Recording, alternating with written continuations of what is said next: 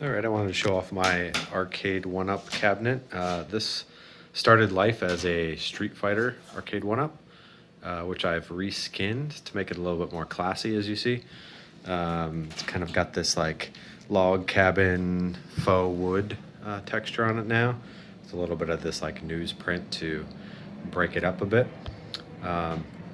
Really happy with the way this turned out. Basically, all the panels coming straight out of the box were taken and vinyl wrapped. So I used vinyl peel and stick wallpaper that you can purchase anywhere on Amazon. And that's for the faux wood grain for the riser, the wood grain sides, and also the control deck and the bezel and the front apron down here. So those are just two separate rolls of vinyl graphics, peeled off, stuck to the sides, kind of smoothed out with a like a scraper to get the air bubbles out as you go.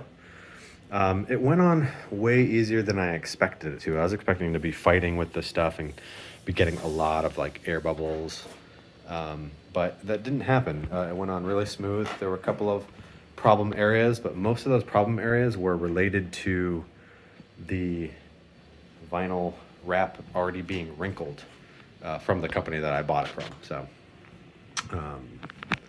that was a bit of a problem. And I'll back all the way up so you can see the full machine as it stands. It's pretty cool, and we're up here in my kind of attic space above my garage. So like I was mentioning, each one of these panels was taken apart separately. I had to build the cabinet first just to see how everything kind of went together, and then I took it off panel by panel and just started applying the vinyl graphics and smoothing it down. You can see here I didn't even cut holes for where some of the screws are. I'd probably go back and clean these up a bit with an X-Acto knife.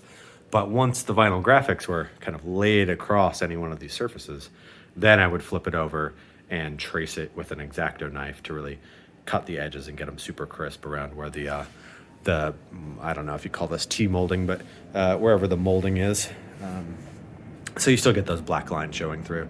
And I think because those black lines ended up remaining, that's why I kind of went with a black button scheme. And it also, I think, works nicely with, the black and white newsprint texture. Player 1 and Player 2 have 6 buttons each, and these are the original button locations from the Street Fighter cabinet. And that's kind of why I chose the Street Fighter cabinet to start with, because there was already a 6-button layout for each player. And I wanted to kind of be able to play any MAME related arcade game up to 6 buttons, and that pretty much covers it. And one of the things about this cabinet that I really wanted to drive home is that this is going to be in a space where people are going to be coming and going. So what I really wanted on this machine is to basically remove hotkeys altogether, get dedicated buttons for any of the major actions a player would want to do, and then make it as intuitive for anyone without having to explain to them, to exit a game you need to use coin and start as your hotkey to exit a game, or if you want to pause a game, here's the hotkey. I didn't want to have to like print out a list of like hotkeys to put on the side and everyone not really know how to do this. So on my control board I actually put dedicated buttons, as you see, for powering on the Raspberry Pi, coin, player 1, player 2. I put a dedicated pause button because I think there's lots of situations where you want to pause a game, go have dinner, come back, keep playing. And then a dedicated exit button, which actually exits out of the game. So in your RetroArch controller config, you can actually disable hotkeys altogether, which then you can actually map, like hard map buttons that are attached to your USB control board for the button controls to USB, can hard map those to actual button numbers. So for example, instead of doing hotkey, one of the existing buttons, I can just remove the hotkey and just say, okay, use button 8 and use button 9 for, use button 8 for pause, use button 9 for exit. It's really cool. You have to, have everything set up in a way to where you're not going to be going in and out of RetroArch menus. to do any configurations for different systems and stuff ahead of time. And so that's what I spent a lot of time with this build doing, is just essentially making it as like kind of foolproof for any user.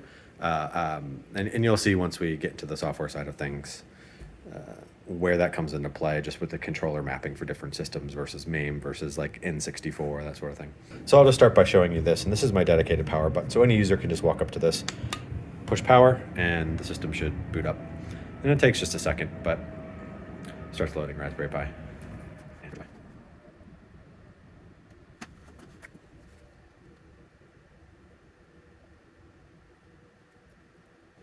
There we go. I spent a lot of time setting up my own image for RetroPie. I tried a couple of different really cool looking themes, but I think in the end, you know, the carbon theme just has the best balance of really easy to read game lists, really good sized like game art graphics, and then also the game information scrolls very nicely and is very easy to read. So kind of just going back to setting this up as easy as possible for any user. I just felt like the carbon theme still worked the best. I tried the Trunky Fran theme. I love the way that looks. And I actually have those as the game load splash screen images because they look cool, and I really like seeing the game systems. I do like that, you know, the carbon theme shows you the game controllers, which is kind of nice. And I also tried the nostalgic theme, which is super cool too, because, you know, that shows your game art on an actual photograph of the game system, which is super cool to see. But, you know, that entire theme I think is set up for a 16:9 screen, and since this is the like 5:4 screen for the Arcade1Up, which I love because I'm just trying to emulate basically the aspect ratio of a CRT, and this is 5:4, it's not 4:3, but it's close enough. So yeah, so that's why I went with this theme. It's pretty cool. As is, I just made a huge list of, you know, 100 favorites just to get people going. I created a collection of pinball games, because I also, you know, put dedicated pin buttons on either side of the cabinet and set up the controller config so that for those individual pinball games in this collection, you actually get to play using the flipper buttons on the side, which is kind of cool. There you can see the splash screen for the system loading up, and apologize for the reflection on the screen. I'll come around to the back side of the machine shortly, but you know, there's an amplifier and speakers up here. So if I actually go on and push start on this game, ball loads, launch the ball, but now you can see, and then if I reach over to the other side while I hold my camera, we actually have dedicated flipper buttons now. So you can get more of an actual pinball feeling while you play the pinball games, which I think is kind of cool. So while this game is playing at any point in time, I can just hit my hardwired exit button, and you can see it takes me back to the game menu. If I just go into something, let's try something different here. Sorry, should have just stayed in my favorites list. Let's just jump down to something like, let's just do Afterburner. So it's loading the splash screens based on the Trunky Fran theme. I can't ever say that. So that's cool. Insert coin. One player start. And here you can see where the having no hotkey comes into play with these dedicated buttons. It's pretty cool. Mid-game, at any point in time, I can push my pause button. The game pauses, you get the RetroArch pause indicator there, and the game is paused. And you can push it again to unpause the game. Push it again to pause it. Pretty cool. Want to get out of there? Push the exit button. It's all like set up to be just kind of foolproof for any user to walk up and start playing this. Now around on the backside, I chose to mount my 4-inch speakers on the top panel of the Arcade1Up Street Fighter cabinet, just because I knew this machine was going to be kind of set against a wall. And I really don't, some of the other builds have the speakers being mounted down on the apron panel down here. And I don't know, I just don't like the idea of the sound pointing down and at my legs while I'm playing. I'd like the sound up higher by like where my actual ears are. So I chose to put them up here and mount the amplifier in the middle, which makes it super easy just to reach across the top and adjust the bass, treble, and volume for the amplifier. And also the speakers sound really good. I haven't actually tested this up against a real wall yet, but it sounds good enough in a open room that I am pretty confident once this is against a wall and you know the sound is bouncing off of the wall back over the top of you, it's gonna sound really good. So pretty happy how this turned out, and you know just put a little bit of vinyl wrap on top here too, just so when you're kind of peeking over the top you get another look at the graphics that have been put on here. The friend's cabin is called the Good Trouble Lodge. It's just kind of a name they came up with it for. So I 3D printed this kind of bronze plaque looking item. I made the model for this in Blender, 3D printed it out, sprayed it with a dark hammered bronze finish for the base coat. And then since these letters are raised, I kind of treated this like it was a stamp.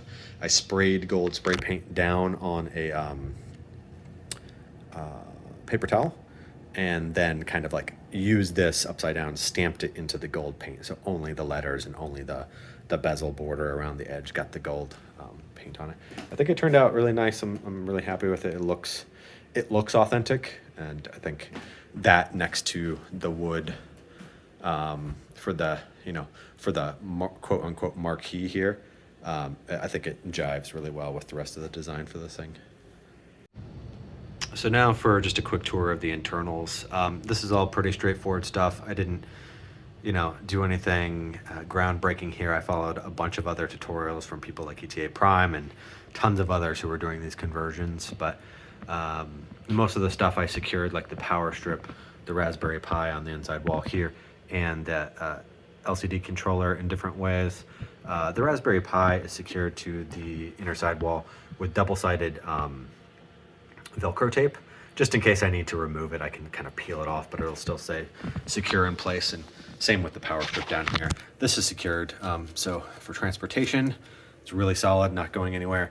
But if I needed to, rather than gluing or screwing it in, I can just move the Velcro tape around. Yeah, so the LCD control board that you need to route HDMI to the Arcade1Up monitor is really easy to install. It's like 20 to 30 bucks on something like Amazon. And I don't know if it's easy to see, but I mounted it directly to the LCD panel. You don't want to do this if there's any way it's going to touch, but I 3D printed some standoffs and screwed the board into those and then super glued those to the back of the monitor. So there's a really good clearance between the control board and the control board controller, and it works really well. It's super solid, not going anywhere.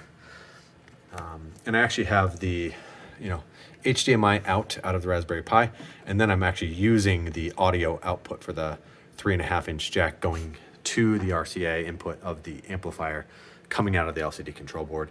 It just seemed easier than having yet another cord come out of the Raspberry Pi, so just kind of piggybacking the audio through that. Works great. The tricky thing about the Raspberry Pi 4 is that I'm using the Cana kit on here. So it comes with a fan, and I had to adapt it a little bit, mostly because the fan controller needs to go on GPIO pins, I think it's 4 and 6. 6 being the ground, so it's getting power from 4 and ground from 6.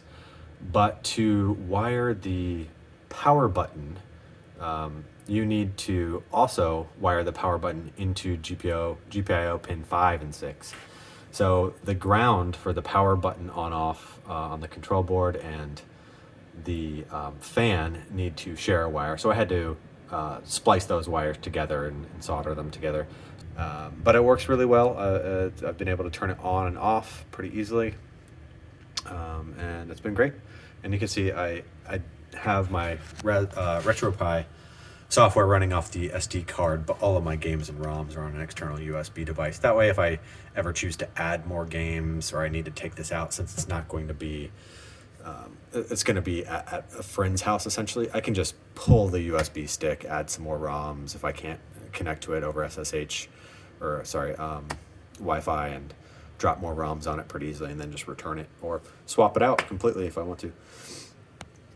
You can see my kind of rat's nest of control wires under there. I did not reuse the plastic tray that the Arcade1Up stuff came in. So there's just no reason to try to shove everything back into that. No one's going to be seeing the inside of this except me. And then I also just mounted the power supplies for the LCD control board and the, let's see what else is powered back here. Amplifier to the side with the electric Velcro tape, and those are super secure. So just a bunch of wires dangling around, no big deal. So that's pretty much it. You know, I kind of covered most of it. I would have loved to have, you know, filmed a lot of the process as I went with this project, and I'll try to, you know, cut in images of me going through those steps while I'm talking over it in this video. But, you know, I feel like when I work on projects, filming it just slows the project down twice as much as you go. And doing a recap is a lot easier, but, you know, we all go to YouTube videos to show and find exactly how to do something that we don't know how to do. So, yeah, really happy with the way this turned out. I love what Arcade1Up is doing, because after building my own full-size arcade cabinet out of MDF, I was very happy to be able to just purchase, you know, an arcade cabinet that was pre-built, because working with MDF and cutting it by hand will just destroy your lungs if you're not careful. It's just a mess. But I will say, you know, the Arcade1Up cabinet, it was like, I forget, it was high $300, low $400, something like that. And you do get what you pay for. Everything, the buttons, the control sticks, the MDF boards, and the way this is all secured together feels very, very cheap. So you have to be careful with it. I felt like I was just breaking it as I went. At first, before I started putting the vinyl graphics on, I thought about trying to peel off the original Street Fighter graphics, and that just wasn't an option. It was just peeling up the surface of the side panels as if they were like just super thick cardboard. So be careful with that if you do a project like this. But I think, you know, reskinning all the parts took me, with the vinyl graphics, took me maybe a total of 4 hours. Once you kind of get a rhythm down, you can do it pretty quickly. And yeah, I mean, and if that's the case, if you're not concerned about adding, you know, super game-specific graphics, you can go on Amazon and you can buy rolls of this stuff. I think like a roll of the wood and a roll of the newspaper graphics here were like, you know, 20 to 30 bucks a piece, as opposed to buying pre-printed and cut graphics kits that are like $100, $200. So if you're not looking for like 150 game characters to be on the side of your machine, which is fine if that's what you want, if you're just looking for reskinning it with something more plain, maybe something that goes with like the theme of your house better, so it looks less like a toy in your living room and more like you know, like a really, you know, nice piece of furniture, or even like a heirloom arcade cabinet sitting in your house. I think reskinning it yourself with some vinyl peel and stick wallpaper is a great option. And then, you know, even if you didn't change anything with the internals and just played whatever game it was as is, I think this is still a great option for kind of just improving it, making it fit into your home a little better if you don't have like a dedicated game room. So hit me up with any questions or comments you have. I'll try to put links to kind of every stage of this process that I used videos from other YouTubers, so they get the credit, because I really didn't do anything but just learn from the best who have already done this. I think the unique thing here I did was just kind of reskinning it with the vinyl graphics myself. So I might try to put together a quick tutorial on just how to work with the stuff, because I felt like I came up with a pretty good process. Also, trimming the edges. I felt like I found a good technique for that too, so that could help people in the future as well. But yeah, that's it for this project. I'll try to make the video as engaging as possible, and yeah, thank you.